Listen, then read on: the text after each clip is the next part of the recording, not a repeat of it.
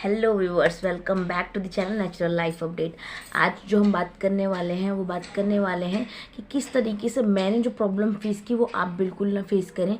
जो प्रेगनेंसी में मैंने गलती की अपने इस टाइम पे थर्ड ट्राइमेस्टर जो चल रहा है वो अगर आप इस वीडियो को देख रहे हैं तो ज़्यादा से ज़्यादा लोगों तक पहुंचाए ताकि वो ये मिस्टेक ना करें जो मैंने की है। बेसिकली दोस्तों आज हम बात करने वाले हैं कि प्रेगनेंसी में ईचिंग जो है बहुत ज़्यादा नॉर्मल है, लेकिन वो ईचिंग कैसी है ये डिपेंड करता है। मेरे को भी ऐसा ही बोला जाता था हमेशा कि खुजली होना तो बहुत आम बात है, खुजली तो होती ही है प्रेगनेंसी में, तो इसको मैंने बहुत ज़्यादा लाइटली लिया।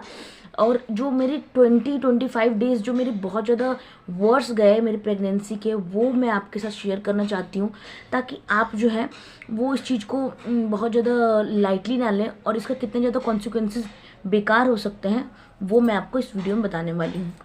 तो दोस्तों अगर नए हो तो मेरे चैनल को सब्सक्राइब करना बिल्कुल मत भूलना, प्लीज़ अपना सपोर्ट दीजिए। और क्योंकि मैं बहुत ज़्यादा जो लाइव बेसिस चैनल है मेरा कि लाइव बेस ही वीडियोस बनाती हूँ, जो रियल एक्सपीरियंस होता है वही मैं आपके साथ शेयर करती हूँ। तो दोस्तों अगर न्यू हो तो सब्सक्राइब कर लेना और दूसरों तक शेयर करना बिल्कुल मत भूलना। दोस्तों जैसे ही मेरा थर्ड ट्राइमेस्टर स्टार्ट हुआ उस टाइम पे मुझे ईचिंग होना स्टार्ट हो गया था, हल्का हल्का हाथ पैरों में। टमी ईचिंग नहीं था मुझे, बहुत नॉर्मल सा था। हाथ पैरों में मुझे ज़्यादा खुजली हो रही थी। तो मैंने क्या किया कि 1 वीक तक वेट किया कि खुजली नॉर्मल है, सब बोलने लगे। जैसे कि आपके घर में जो भी आपके बड़े लोग होते हैं वो बोलते हैं कि हाँ ये तो नॉर्मल है, खुजली तो होती ही है। और अगर आप किसी और से ही बात करोगे, आस पड़ोस के लोगों से ही बात करोगे तो कहेंगे हाँ नॉर्मल खुजली होती है। तो जो खुजली थी वो 3-4 दिन तो नॉर्मल रही, लेकिन 10 डेज़ में इतनी ज़्यादा वर्स कंडीशन हो गई थी इस खुजली की कि मेरे को इतना ज़्यादा अपने स्किन पे इतनी ज़्यादा खुजली महसूस होती थी कि मन करता था कि पूरे टाइम जो है अपने स्किन को निकाल के फेंक दूँ। अभी भी मेरे पैरों पे बहुत ज़्यादा स्कार्स है, बहुत ज़्यादा मार्क्स हैं जो मेरे नेल से लगे हैं और बहुत ज़्यादा जो है वो बेकार दिख रहा है। मैं आपको पिक्चर में दिखाती हूँ कि देखिए किस तरीके से जो मेरी जो मैंने खुजली की उसका इफेक्ट अभी तक चल रहा है। मैं 8 मंथ का भी प्रेगनेंसी है और इस टाइम पे जो मैंने डॉक्टर सलाह ली और मेडिसिन लिया इसके बाद वो मुझे बहुत ज़्यादा फ़ायदा किया। तो इस तरीके से मैं आपको बताना चाहती हूँ कि आप लोगों की बातों में ज़्यादा ना आए। जो ये चीज़ें होती हैं लोग एक्सपीरियंस अपना शेयर करते हैं, लेकिन डॉक्टर से भी राय कंसल्ट करना बहुत ज़्यादा इंपॉर्टेंट है। 10 डेज़ के बाद मैं डॉक्टर के पास गई थी तो उनको मैंने बोला कि मुझे खुजली होने स्टार्ट हो गई है। तो उन्होंने मुझे क्या दिया कि उन्होंने मुझे एक दवा दी नॉर्मल एलर्जी करके, और उन्होंने बोला कि 5 डेज़ खाना उसके बाद आना, अगर नहीं होता आराम तो हम बात करेंगे, मतलब मैं बताऊंगी क्या करना है। और तो 5 डेज़ मैंने उसको पूरा जो उन्होंने मुझे एलर्जी की दवा दी थी वो मैंने खाई, लेकिन मुझे कोई प्रभाव नहीं पड़ा। तो फिर मैंने बोला कि मुझे बहुत ज़्यादा खुजली होने स्टार्ट हो गई है। अपने घर वालों को और बाकी जो लोग हैं आसपास के उनको भी मैंने बोला, अपने पेरेंट्स को भी बोला। मेरे पेरेंट्स ने मुझे बोला कि अगर आपको खुजली हो रही है तो आप जल्दी से दोबारा से डॉक्टर के पास जाओ। मैंने फिर दोबारा से 10 डेज़ जो है वेट किया कि क्या पता नॉर्मल खुजली हो, ठीक हो जाएगी ठीक हो जाएगी। ये मेरे मन में हमेशा आता रहता था कि हाँ ठीक हो जाएगी ठीक हो जाएगी।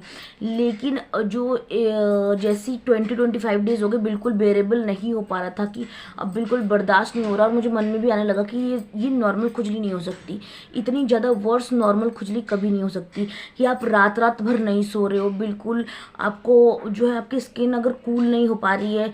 इस टाइम पे ठंड का टाइम चल रहा है, नवंबर चल रहा है ये, और अभी भी मैं पंखा चला के सोती हूँ दवा खाने के बाद भी, क्योंकि मेरे स्किन पे मुझे सब बर्निंग सेंसेशन हमेशा होती रहती है, बहुत ज़्यादा जो है खुजली महसूस होती है। और मैं पाउडर इतना ज़्यादा लगाती हूँ रात के टाइम पे, बाकी टाइम पे वो जो लोशन लिखा हुआ है वो मैं लोशन लगाती हूँ। तो दोस्तों ये जो है स्किन की बहुत बड़ी समस्या मुझे दिखाई दे रही थी कि मैं रात रात भर जगती रहती थी और मुझे बिल्कुल भी नींद नहीं आ रही, और सुबह 4 बजे तक 5 बजे तक मेरे साथ यही हो रहा है। उसके बाद फिर मैं जो है नॉर्मल हो जाती थी, फिर मुझे नींद आती थी, मैं दोपहर में बहुत ज़्यादा सोती थी। इससे जो क्या हुआ कि मेरे जो शेड्यूल था वो बहुत ज़्यादा बिगड़ गया। 1 महीने तक मैं बिल्कुल वीडियो कंटिन्यू नहीं कर पाई, बिल्कुल कुछ नहीं कर पाई इस वजह से, क्योंकि मैं बहुत ज़्यादा अभी प्रॉब्लम जो है फेस कर रही थी इस खुजली से। तो दोस्तों पता है क्या हुआ कि मैंने वो किया, डॉक्टर के पास गई, मैंने उनको बोला कि ये देखिए मेरे पैरों में बहुत ज़्यादा खुजली हो रही है और मेरे को बिल्कुल बर्दाश्त नहीं हो रहा। तो उन्होंने मुझे एक दवा दी, मैं आपको दिखाती हूँ। ये दवा दी थी तो ये दवा दी थी 300 mg यूसी बॉन, 300 mg एक ये 3 टाइम खाने के लिए दी थी। और आर्जिन करके ये दवा है, वो मुझे ये इसमें शैशे में आते हैं, ये मुझे पीने के लिए दिया था 2 टाइम। इस तरीके का शैशे था, इसको पानी में डिज़ोल्व करके इसको पीना था 2 टाइम ये और 3 टाइम ये दवा। इसके बाद मुझे 10 डेज़ में बहुत ज़्यादा फ़र्क लगा और उसके बाद इन्होंने मुझको 2 टेस्ट भी लिखे थे, जिसमें किडनी लीवर फंक्शन टेस्ट और आपका है सीरम बाइल एसिड।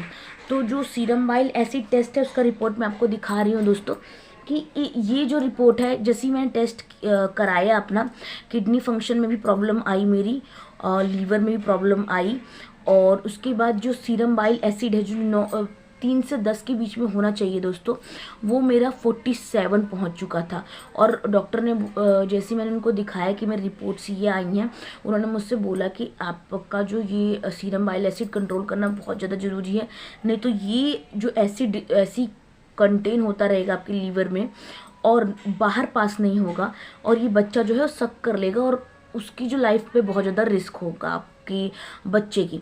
मैं बहुत ज़्यादा डर गई दोस्तों। इस तरीके से मैंने जो ये ईचिंग को इतना नॉर्मल ले लिया, खुजली को इतना नॉर्मल ले लिया, ये एक सिम्टम था कि आपके जो शरीर में इस तरीके का हार्मोनल डिसबैलेंस हो रहा है, इस तरीके की प्रॉब्लम हो रही है। तो मैं इसलिए ये वीडियो आपको बता रही हूँ ताकि आप भी इसको इतना ज़्यादा लाइटली मत लें। अगर कोई भी प्रॉब्लम प्रेगनेंसी में हो रही है तो तुरंत डॉक्टर के साथ कंसल्ट करें। तो दोस्तों इसके बाद फिर क्या उन्होंने बोला कि 1 वीक के अंदर आपको ये दवाइयाँ कंटिन्यू करनी है, या तो 1 वीक या तो 10 डेज़ के अंदर आपको दोबारा से टेस्ट कराना है और मेरे को रिपोर्ट दिखानी है। अगर ये सीरम जो बाइल एसिड है कंट्रोल नहीं हुआ तो तुरंत आपका जो है ऑपरेशन करना पड़ेगा।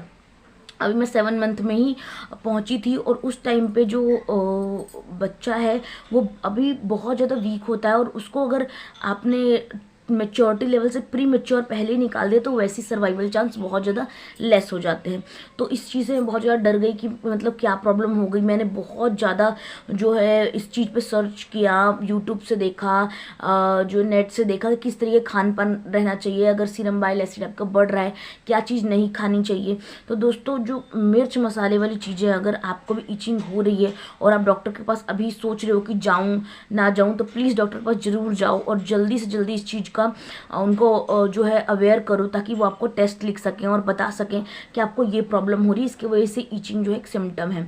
तो दोस्तों मेरे में तो सीरम बाइल एसिड बढ़ा हुआ था, मैंने इसके लिए बहुत सारा जो है अपने डाइट में कंट्रोल किया। मैंने ऑयल वाली चीज़ें बिल्कुल छोड़ दी, सिर्फ मैं बहुत 1-2 ड्रॉप ऑयल डालती थी और सिर्फ ग्रीन लीफी वेजिटेबल्स को मतलब फ्राई करने के लिए और सॉल्ट के साथ मसाला बिल्कुल छोड़ दिया। दूध वाली प्रोडक्ट पे बहुत ज़्यादा ध्यान देने लगी। और जो है दोस्तों इसके बाद मैंने चावल आप खा सकते हो, चावल में कोई प्रॉब्लम नहीं है। मतलब ऐसी कोई चीज़ जो आपको मसाले इंटेक और आपकी बर्निंग सेंसेशन को बहुत ज़्यादा बढ़ा दे।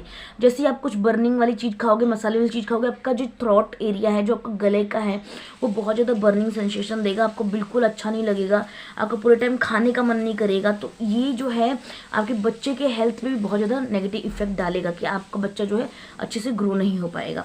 तो इसलिए इन सब चीज़ों पर भी आपको बहुत ज़्यादा ध्यान देना है।